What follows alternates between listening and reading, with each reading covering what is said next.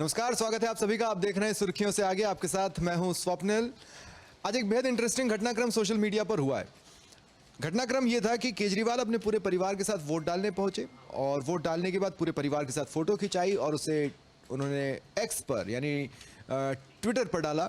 और उसके कुछ ही देर में पाकिस्तान से अरविंद केजरीवाल का ट्वीट रीट्वीट किया जाता है और चौधरी फवाद हुसैन है, उन्होंने रीट्वीट कर उसके ऊपर लिखा, मे piece and harmony defeat forces of hate and extremism. कहने का मतलब ये कि काश भगवान करे, ऊपर वाला करे कि शांति नफरत और एक्सट्रीमिज्म को हरा दे। इस पर केजरीवाल ने जवाब भी दिया, उसे दोबारा रीट्वीट करते हुए लिखा कि चौधरी साहब, हम अपने मसले संभालने में सक्षम हैं, आपके ट्वीट की ज़रूरत नहीं, पाकिस्तान की हालत ख़राब है, अपना देश संभालिए। अब 4 सवाल यहाँ पर मेरे जहन में आते हैं। पहला तो ये कि ट्वीट आया क्यों, दूसरा केजरीवाल को ही क्यों, फिर केजरीवाल ने जवाब क्यों दिया, और बाकी जिनके नामों के साथ पाकिस्तान से ट्वीट आते हैं वो जवाब क्यों नहीं देते। समझना बेहद इंटरेस्टिंग रहेगा, इसी पर बातचीत करेंगे। मेरे साथ राहुल अवस्थी और बीके शर्मा जुड़ रहे हैं। 4 सवाल या 5वां छठा कुछ जुड़ना चाहिए इसमें बहुत सारे क्या, क्यों, कब, कैसे, किस लिए हो सकते हैं, लेकिन आपने जो 4 में समराइज किया बिल्कुल सही है कि आखिर केजरीवाल को ही क्यों रीट्वीट किया गया। कई नेता हैं ऐसे जो ऐसे करते हैं और उसके बाद में केजरीवाल को जवाब देने की क्या जरूरत पड़ गई, वो शांति के साथ चुपचाप बैठ सकते थे। बिल्कुल सही है ये कहना, पर जो जवाब उन्होंने दिया वो जवाब एक भारतीय की हैसियत से कहा जा सकता है कि अच्छा है। हाँ, मज़ा आया। और ये मज़ा, गांधी कहते हैं ना, ये मज़ा हम सबको देना तो मज़ा आया। और पाकिस्तान की वास्तव में हालत ऐसी है कि उनको खुद के गिरबान में झांकना चाहिए। जिस तरह की परिस्थितियां वहाँ पर हैं, एक एक्स प्राइम मिनिस्टर हैं जो जेल के अंदर हैं, वहाँ की जुडिशरी को लेकर के क्वेश्चंस पूछे जा रहे हैं। वहाँ हाल ही में हुए चुनावों ने क्या क्या सुर्खियां नहीं, बट क्या क्या नहीं हुआ वहाँ पे। एक पूरी पार्टी बैन थी, निर्दलीय लोग चुनाव लड़ रहे थे। जिस तरह की परिस्थितियां पाकिस्तान ने देखी हैं और वो डेमोक्रेसी के नाम पे देखी हैं, वो तो सबसे बड़ा मजाक था। बेहतर है वो लोग अपने पाकिस्तान को देखना शुरू करें, वहाँ पर काम करना शुरू करें। अगर उनको काम करने दिया जाता है तो, कि कोई फोर्स उनको ये करने से रोकती नहीं है तो। पर केजरीवाल यहाँ पर साइलेंट भी रहते तो भी कोई फ़र्क नहीं पड़ने वाला था। उनको जवाब मुझे नहीं लगता देने की कोई बहुत ज़्यादा ज़रूरत थी। अगर वो जवाब दे रहे हैं तो फिर कहीं ऐसा तो नहीं कि राहुल के नाम पर ट्वीट आए और भी नामों पर ट्वीट आए, लेकिन जब कोई जवाब नहीं आया तो केजरीवाल पर भी ट्राई किया गया और जवाब आ गया।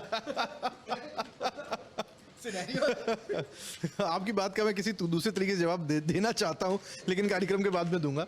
दे नहीं सकता मैं अभी, कि वो फर्स्ट चॉइस नहीं थे। एग्जैक्टली, फर्स्ट चॉइस नहीं थे। लेकिन फिर यही है कि फिर बाकी जवाब क्यों नहीं देते। राहुल गांधी भी दें और बड़े लीडर बनकर उभरेंगे।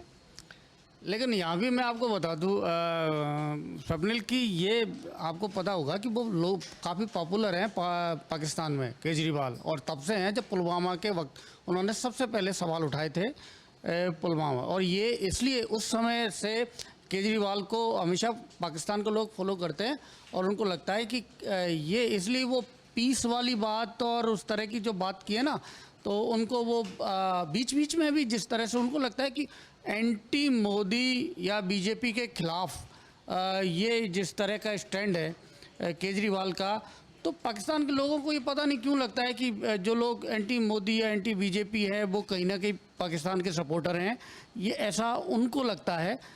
और शायद ये पहले होता तो ये जवाब नहीं देते, लेकिन उनको पता था कि ये भारी नुकसान हो सकता है, इसलिए उन्होंने तुरंत इसका जवाब दिया केजरीवाल ने। और यहाँ इस बात का कोई लेना देना नहीं है, लेकिन पाकिस्तान को करारा जवाब असदुद्दीन ओवैसी भी बहुत देते हैं और तगड़ा देते हैं और इसी तरह का देते हैं, वो वहाँ जाकर भी देते हैं। लेकिन मेरे एक दोस्त ने बहुत अच्छा नाम दिया हुआ है अरविंद केजरीवाल को कि वो मास्टर ऑफ केओस हैं। 2019 वाली जिस ट्वीट की और जिस सवाल उठाने की आप जिक्र कर रहे हैं, तो केजरीवाल ने बेसिकली जवाब देके उस समय के बयान से पल्ला झाड़ा है या इस बार कोई नई स्ट्रेटेजी है? कोई नई स्ट्रेटेजी नहीं है, लेकिन उनका उसी तरह से जो एक तब उनका ज़बरदस्त नुकसान हुआ था, उसके बाद में 2000 नुकसान हुआ था केजरीवाल को, इसलिए उन्होंने सोचा ये वही चुनाव का वक्त है, सही समय, दिल्ली में इलेक्शन है, तो ऐसे में उनको ये समय था कि ये नुकसान ना होए और इसलिए डैमेज कंट्रोल करने की कोशिश की गई है उनकी तरफ से। बाकी ये है कि वहाँ पाकिस्तान में हमेशा से राहुल गांधी को, जो राहुल गांधी दूसरे देशों में जाके भी उन्होंने कई जो वर्कशॉप सेमिनार में अपनी बातें कही हैं, और केजरीवाल भी जो यहाँ पर बात करते हैं, तो वो पाकिस्तान के लोग उसको फॉलो करते हैं, उसमें से कुछ ना कुछ अपने लिए पॉजिटिव निकालने की कोशिश करते हैं। तो यहाँ उनको थोड़ा सा निराशा हुई होगी। और यही चेहरे जब विदेशों में जाते हैं और मंचों से जिस तरह से भारत और भारत की स्थिति पर बोलते हैं, मेरे ख्याल से वो भी प्रोवोकेट करता है पाकिस्तान को ज़बरदस्ती ये कोशिश करने के लिए कि आग में चलो घी डाला जाए, लेकिन वो ये नहीं समझ रहा है कि यहाँ जो भी है वो दरअसल यज्ञ है, वो हवन है लोकतंत्र का, जिसमें सभी अपनी अपनी आहुतियाँ दे रहे हैं अपने अपने तरीकों से। मैं एक और ख़ास बात, जयंत सिन्हा, बड़े समय तक ये चलता रहा, बीजेपी ने तो नोटिस जारी कर दिया कि जयंत सिन्हा ने वोट नहीं दिया। जयंत सिन्हा ने क्लैरिफिकेशन दिया कि मैंने पोस्टल बैलेट से वोट दिया था और आपको अगर बात करनी थी तो मुझे फ़ोन करना चाहिए था। इसके बाद बीजेपी की ओर से विदेश मंत्री डॉक्टर एस जयशंकर आज जब वोट डालने पहुंचे तो उन्हें सर्टिफिकेट मिला, फर्स्ट मेल वोटर का सर्टिफिकेट, आप देखिए। और दूसरी तरफ आप देखिए राहुल, सोनिया, उन्होंने मतदान किया और उन्होंने कांग्रेस को तो वोट नहीं डाला है। मतलब मैं आपसे पूछ सकता था आपको क्या लगता है उन्होंने किसको वोट डाला, उन्होंने कांग्रेस को वोट नहीं डाला है। सियासत किस तरह की मजबूरियां क्रिएट कर देती हैं। वहां से गठबंधन प्रत्याशी है, आपको गठबंधन को वोट डालना है। गठबंधन में कौन? एएपी कौन, जिससे आपके संबंध आज भी सहज नहीं है। परिस्थिति जो न कराए। देखिए, इस बार के चुनाव में मज़ेदार बात यह है, और इस बात से आप भी इससे बार बार कहते हैं स्वप्निल, कि कांग्रेस और विपक्षियों का सत्ता में आने का कोई मन नहीं है, कि वो लड़ाई सत्ता में आने के लिए लड़ी नहीं रहे हैं, वो लड़ाई कर रहे हैं डीथ्रोन करने के लिए। उनको किसी भी तरीके से मोदी को और बीजेपी को सत्ता से बाहर करना है, चाहे उसके लिए कुछ भी करना पड़े। अगर वो आम आदमी पार्टी को भी वोट देना पड़ता है तो उसमें वो बड़े राजी खुशी देंगे और मुस्कुराते हुए बाहर करके ये कहेंगे कि साहब हमने वोट कास्ट कर दिया है। हाँ, बीजेपी को नहीं दिया होगा, ये बात तय है, और कांग्रेस को दे नहीं पाए क्योंकि कांग्रेस का उम्मीदवार है नहीं वहाँ पे। तो ये एक परिस्थिति बनी एक ऐसी, और वो उन्हीं के लोकसभा क्षेत्र में बन जाएगी, और उन्हीं के जो लोकसभा क्षेत्र है वहाँ से आम आदमी पार्टी का रिप्रेजेंटेटिव होगा गठबंधन के धर्म के तौर पे। तो फिर ये बड़ी मजेदार स्थिति, हालांकि ये पहले से तय था। अच्छा, नहीं, संबंध बहुत सहज होते हैं ना, जैसे मान लो तेजस्वी और कांग्रेस के बीच में संबंध चल रहे हैं, या एक ड्रॉबैक के बाद सपा और कांग्रेस के बीच में संबंध चल रहे हैं, तो भी मुझे अटपटा नहीं लगता। आम आदमी पार्टी के साथ तो आप आज भी सहज नहीं हो। नहीं, देखिए, मैं एक चीज़ मानता हूँ राजनीति में। देखिए, चाहे तेजस्वी के पिताजी हों, चाहे अखिलेश के पिताजी हों, दोनों के दोनों जिस आंदोलन से निकले उसका मूल उद्देश्य कांग्रेस का विरोध था। आम आदमी पार्टी का भी मूल उद्देश्य कांग्रेस का विरोध था। पार्टी का भी जो उद्देश्य था वो कांग्रेस का विरोध था, और वहीं से ये लोग निकल करके बाहर आए थे, या सत्ता से कांग्रेस को बाहर करने का की कोशिश थी। और ये दोनों के दोनों आंदोलन ऐसे ही थे। जेपी के बाद में चाहे आप दूसरा आंदोलन ले लीजिए जो उस टाइम इंडिया अगेंस्ट करप्शन की तरफ से किया गया था, वो दोनों आंदोलन एक ही तरफ से थे, और दोनों के गर्भ में बात एक ही थी कि हमको कांग्रेस को सत्ता से बाहर करना है। लेकिन आज परिस्थितियाँ ऐसी हैं कि बीजेपी इतना बड़ा जाइंट हो गया है कि उस पॉलिटिकल मजबूरी के लिए इन सबको एक साथ आना पड़ रहा है। और अगर कोई कहे कि सहज दिखाई देते, वो सहज आज की परिस्थिति में। पर एक बड़ी अजीब सी स्थिति है, जब आपने ये कहा ना कि बीजेपी बहुत अति कद वाली स्थिति में पहुंच चुकी है, एक्स्ट्रा कद वाली स्थिति में। डेविड वर्सेस गोलायत की स्टोरी आज भी सबसे ज़्यादा पढ़ी जाती है, सबसे ज़्यादा कोट होती है। अंडरडॉग विक्ट्री लोग देखना चाहते हैं। स्पोर्ट्स में आप देखिए, जो अंडरडॉग पे होता है उसको ऑटोमेटिक लोगों का सपोर्ट मिलता है, खासकर कंट्री के बाहर से, कि वो अंडरडॉग हैं यार, उनको जीतना चाहिए। और डेविड वर्सेस गोलायत में किसे जीतना चाहिए, आप किसी से भी पूछेंगे तो वो साफ साफ कह देगा कि वो जो अंडरडॉग था। इस देश में जो चुनाव है उसको आप डेविड वर्सेस गोलायत मान लो, तब भी कोई अंडरडॉग की विक्ट्री को ना प्रिडिक्ट कर रहा है, ना वैसी कोई सिंपैथी दिख रही है। अंडरडॉग की विक्ट्री ऐसा कोई पर्टिकुलर किसी सीट पर ऐसा होता है कई बार कि यहाँ जैसे यहाँ बाड़मेर में जैसी स्थिति थी कि ठीक है, एक आप रविंद्र सिंह भाटी को अंडरडॉग कह रहे हैं। मतलब एक ठीक है, वो निर्दलीय हैं, तो रविंद्र इस सीट पर ऐसे होते हैं कि जिनके पास पार्टी का एक सपोर्ट कैडर नहीं होता, वो खुद अपने आप में ये है कि वो चर्चा में लेके आते हैं। हार जीत एक अलग बात है, लेकिन ऐसे कई जगह पर होते हैं, कुछ पर्टिकुलर सीट पर इस तरह के कैंडिडेट होते हैं जो किसी पार्टी। बीके देखिए, टेक्निकली अगर अंडरडॉग की बात करें ना, जैसे क्रिकेट का वर्ल्ड कप चल रहा हो और भारत का मुकाबला कीनिया से हो, यूएसए से हो, तो वो अंडरडॉग है। हम तो चाहेंगे इंडिया जीते, लेकिन दूसरे जो देख रहे होते हैं वो इस लिहाज से देख रहे होते हैं कि देखें अंडरडॉग क्या करेगा। इसके लिए मैं आपको बताऊं, ये अंडरडॉग आपको ये सबसे पहले बस्सी में एक वो महिला उम्मीदवार हमेशा जीतती, वो इंदिरा, क्या नाम है उनका, शायद याद, अंजू अंजू अंजू धान का आप देख बड़े दिग्गज मीणा दो नाम हमें हमारे कैमरामैन सहयोगी ने याद दिलवाया, अगर कैमरा जोड़ के अपना मुंह भी दिखाना हो तो दिखा सकते हो, कोई तकलीफ नहीं है। तो अंजू धान का कैसे, वो अंडरडॉग थी, वो बिल्कुल और सहजता से चुनाव लड़ती थी, बिल्कुल उनके पास कोई लवाजमा नहीं, कुछ नहीं। लेकिन बात ये थी उसमें कि बड़े जो कांग्रेस बीजेपी के बड़े दिग्गज होते थे, रिटायर्ड आईएएस लक्ष्मण सिंह मीणा और ये सब चीज़ें, और उनके बीच में से वो चुपचाप अपना घर घर जाके वो प्रचार करती थी और जीत जाती थी। लोग बड़ा नाम गिरधारी लाल भार्गव कैसे भूल सकते हैं, इतने सहज जमीन से जुड़े, और राजनीति में ऐसे बहुत के खिलाफ कोई बड़ी लोग नहीं होते। मैं इतने दूर नहीं ले जाता हूँ, अपने नाम बढ़ाओ। इतने दूर नहीं ले जाता हूँ। अभी हाल ही में जब विधानसभा चुनाव चल रहे थे, तीतर सिंह याद है आपको, उनसे बड़ा अंडरडॉग कौन होगा। लेकिन पूरे प्रदेश की अन्य तमाम सीटों में लोग ये सोच रहे थे कि यार तीतर सिंह की जज्बे को देख के लगता तो है कि एक बार अगर उनसे कुछ उलट फेर हो जाए तो हो जाए, तो अंडरडॉग को सिंपैथी मिलती है। नहीं, पर सिंपैथी एक अलग चीज़ है। राजनीति सिंपैथी के बेस पे तभी जीती जाती है भारत के अंदर, कम से कम जब कोई बहुत बड़े नेता का देहावसान हो गया हो और उसके बाद में उसका कोई, मैं ये कह रहा हूँ कि 10 साल के बाद भी बीजेपी वर्सेस कांग्रेस की स्थिति डेविड वर्सेस गोलायत की कहानी नहीं दिख रही है। दिख रही है, क्योंकि राजनीति में ऐसा होगा नहीं। राजनीति में इसलिए नहीं होता है क्योंकि यहाँ पे या तो प्रो इनकम्बेंसी होती है या एंटी इनकम्बेंसी होती है। डेविड वर्सेस गोलायत हिंदुस्तान की खालिश पॉलिटिक्स के अंदर फिट होता हुआ दिखाई नहीं देता, क्योंकि दया के नाम पे वोट मिल जाए कि भगवान के नाम पे आपको चवन्नी अठन्नी मिल सकती है या रुपया मिल सकता है, या कोई बहुत बड़े दिल वाला हो और किसी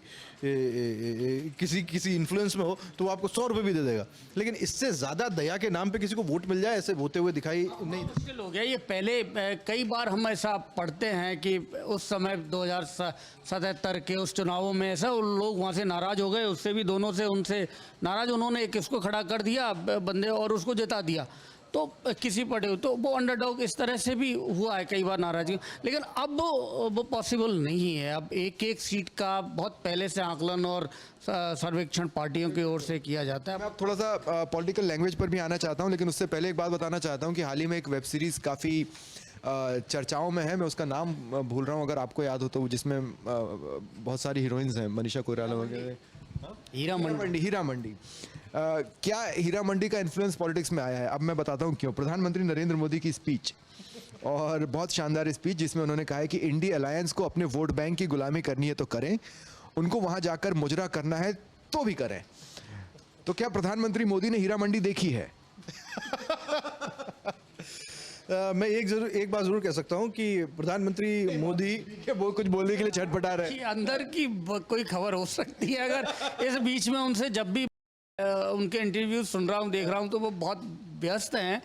अगर हीरा मंडी उन्होंने देखी है तो ये संजय लीला भंसाली के लिए बहुत बड़ा वो ब्रांड एम्बेसडर काम। वो जो शब्द उन्होंने इस्तेमाल किया सुन चुके हो, मैं क्यों दोबारा बोल। नहीं, पर मैं इसमें थोड़ा सा आपका ध्यान आकृष्ट करना चाहूंगा, ध्यानाकर्षण है ना। हाँ, कि प्रधानमंत्री मोदी लाहौर गए बिना वीजा के, है ना।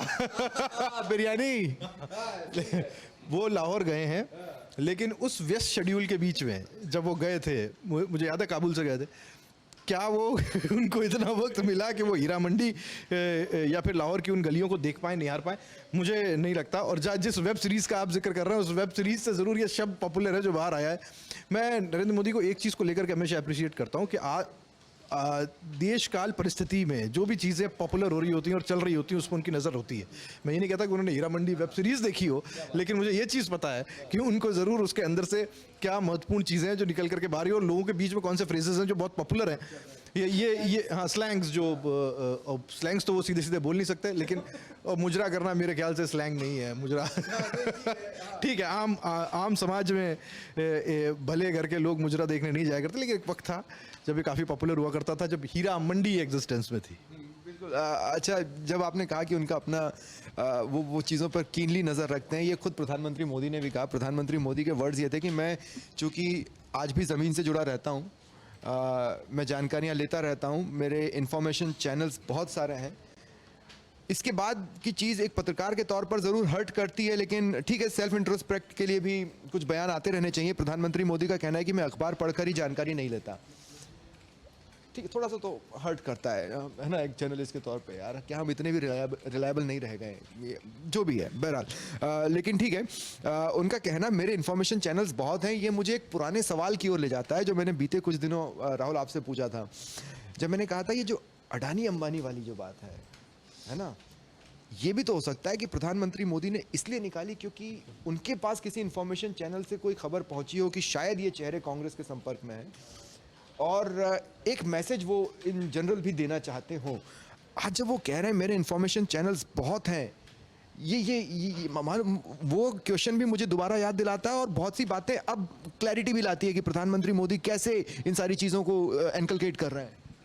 देखिए, इसमें कोई दो राय नहीं है। उनकी टीम बहुत मजबूत है जो उनको इन्फॉर्म करती है। जैसे वो जहाँ जाते हैं तो वहाँ के देवी देवता, पूजा और लोक देवता, वहाँ की कहावतें, वहाँ का खाना, वहाँ जो भी चीज़ें उनकी वो पूरी स्टडी करके जाते हैं। ये बात सही है। और वो उनके स्पीचेज इसलिए वो प्रभावशाली होते हैं, लोग देखना सुनना चाहते हैं तो है। लेकिन कई बार उनकी टीम का, जैसे उन्होंने यहाँ कश्मीर का वो कनेक्शन किया था, तो कई बार गड़बड़ भी हो जाती है, ठीक है ना, तो हो जाता है तो एक अकेले आदमी के लिए, क्योंकि वो फील्ड में रहता है, तो ये पॉसिबल नहीं है। लेकिन उनकी जो टीम है वो उसको, लेकिन टीम भी तब आपको वो सब निकाल के देती है जिसकी आप डिमांड करते हैं, आपका भी वो विजन, क्योंकि ये सबके लिए पॉसिबल है। मुझे लगता है कि राष्ट्रीय स्तर का किसी भी पार्टी के नेता पे ये ना तो उनको फंडिंग की प्रॉब्लम है ना टीम की प्रॉब्लम है, वो सब कुछ अरेंज कर सकते हैं। राहुल गांधी भी कर सकते हैं, कोई भी। मुझे लगता ऐसा कि प्रॉब्लम कैसे हो सकती है? जैसा कह रहे हैं, अगर कि आपकी हाँ, मतलब जुटा पाता है, कहने का मतलब है कोई भी पार्टी इस तरह की नहीं है कि उनके पास इतना फंड नहीं है कि वो इस तरह की अपनी टीम ना रख पाए, ठीक है ना। वो टीम अरेंज कर सकते हैं, लेकिन वो डिमांड क्या करते हैं अपनी टीम से, आप मांगते क्या हैं? जैसे आप ये इनपुट हेड हैं, आप एंकर, आपको चाहिए क्या? आप मांगते हैं अपनी टीम से कि भाई रिपोर्टर है, आप आज ये खबर लेके आइए, ये चाहिए हमको, ये हेडलाइन बननी है। तो कहने का मतलब है कि वो आप देने वाला तो ठीक है ना, लेकिन आप डिमांड भी तो करेंगे, वो एक प्रॉब्लम है। अच्छा, इसी में बड़ी इंटरेस्टिंग बात मोदी ने एक और कही है कि अगर विपक्ष के पास अनुभवी लोग हैं और मुझे सुझाव देना चाहते हैं तो स्वागत है, मैं उन्हें सुनने को तैयार हूं, मैं किसी का बुरा नहीं चाहता। अगर आप देखेंगे तो इससे प्यारा तंज आपको हालिया समय में सुनने को नहीं मिलेगा कि अगर विपक्ष के पास अनुभवी लोग हैं और सुझाव देना चाहते हैं तो स्वागत है। बहुत छिपा हुआ सा तंज है, बहुत प्यारा सा तंज है। लेकिन इतने समय से हम नेशनल पॉलिटिक्स में बात कर रहे हैं, मुझे लगता है कि प्रदेश के भी कुछ इश्यूज को टच करना चाहिए। बड़ा इंटरेस्टिंग एक जंग चल रही है अशोक गहलोत और राजेंद्र राठौड़ के बीच में सोशल मीडिया पर।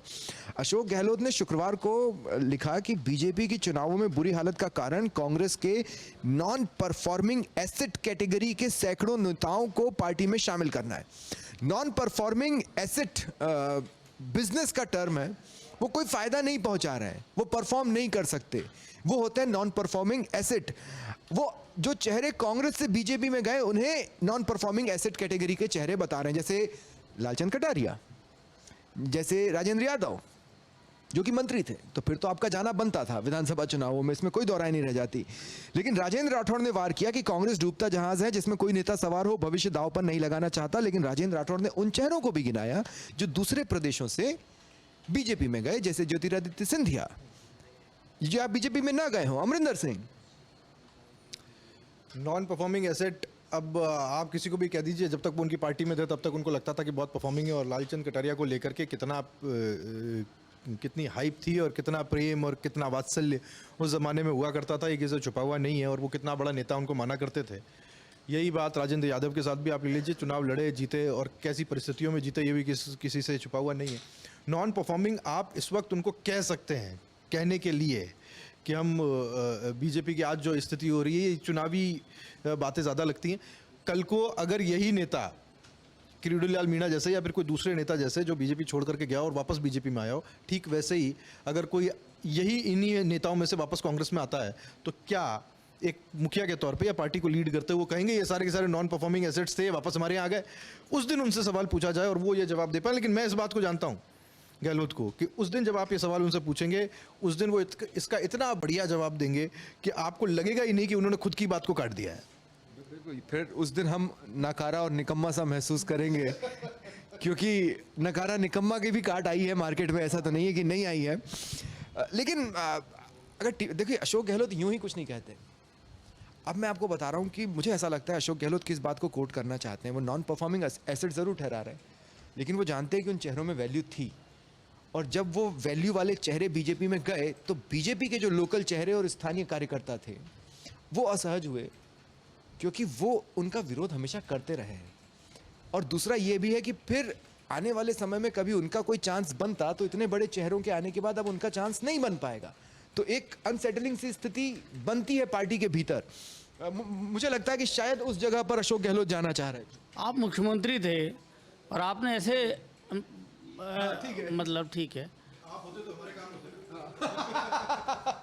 आप मुख्यमंत्री होते तो फिर इस तरह का सवाल नहीं करते, है ना।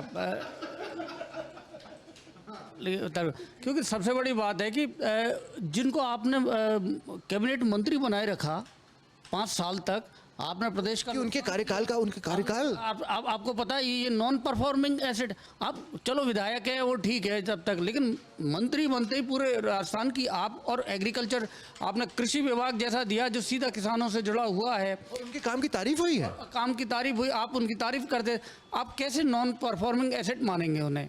आपने कैबिनेट मंत्री बनाया, इतने सारे, जब आपके 100 विधायक थे उनमें से आपने जो चुनिंदा कैबिनेट 15-20 जो कैबिनेट मंत्री होते हैं उनमें उस जगह दी, और फिर उनके बाद में एक अहम मंत्रालय आपने विभाग उनको सौंपा, और तो आपके वो नहीं वो परफॉर्मिंग एसेट थे, अब वो नॉन परफॉर्मिंग हो गए क्योंकि वो बीजेपी चले गए। तो ये ठीक है, ये राजनीति, इससे ज़्यादा बहुत गहराई इसके अंदर है नहीं, ये राजनीतिक और चुनावी दौर में लेकिन मेरा पॉइंट तो अभी स्टैंड कर रहा है। मैं तो कह रहा हूँ ना कि बीजेपी के अंदर जो पहले से जो लॉयलिस्ट हैं उनके लिए तो असहज स्थितियां बनी, और सबसे बड़ी बात है कि हो सकता है आज नहीं तो कल या कल नहीं तो परसों उनका चांस बनता, लेकिन ऐसे चेहरों के आने के बाद उनका चांस लंबे समय तक नहीं बनेगा।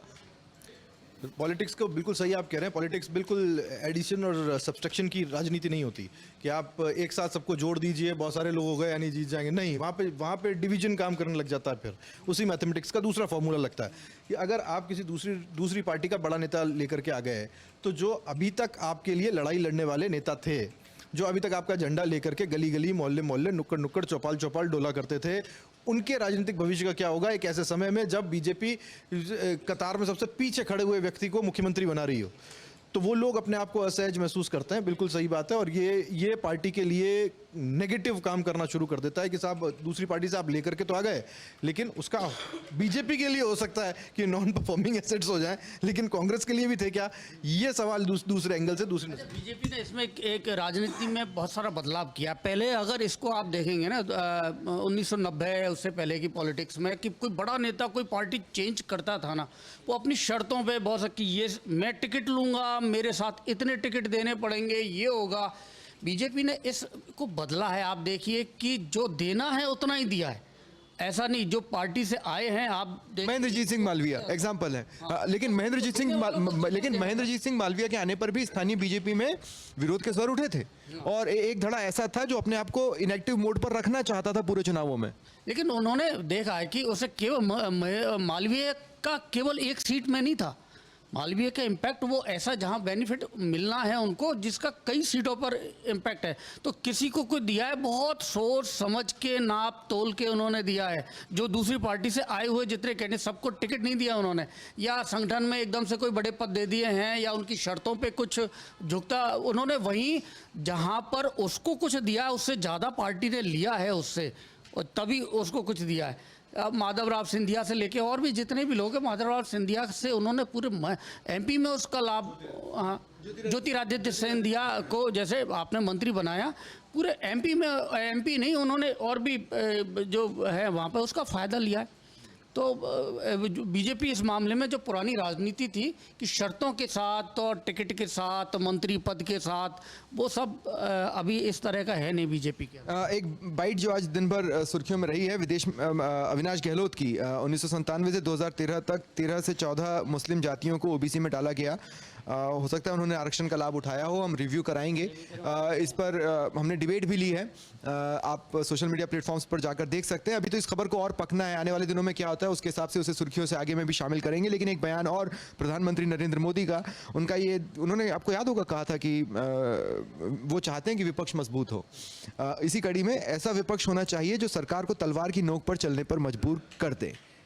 अब तक के चुनाव प्रचार को देखते हुए लगता है कि तलवार की नोक पर तो चलाया है। चुनाव तलवार की नोक पे ऐसा नहीं कह सकते कि इस बार हम वो 90 के दशक वाले चुनाव देख रहे हैं जहां पर छितरे छितरे वोट्स हैं, ऐसी बात नहीं है। लेकिन हाँ, बीजेपी इस बार इन चुनावों को तलवार की धार पर ही चलती हुई दिखाई दी, कहते हैं वारी की धार पर, वारी वारी जाऊं, तो इस बार वो वारी की धार पर ही हैं और वारी वारी जा रहे हैं। विपक्ष ने इस बार जिस तरह का चुनाव लड़ा है वो वास्तव में बीजेपी को यहाँ पर, और हो सकता है ये चुनाव के बाद के लिए पहले से दी गई सफाई हो कि हम चाहते थे कि विपक्ष स्ट्रांग हो, इसलिए हमने उनको होने दिया। ठीक है, चलिए, तो ये था आज का सुर्खियों से आगे। नमस्कार।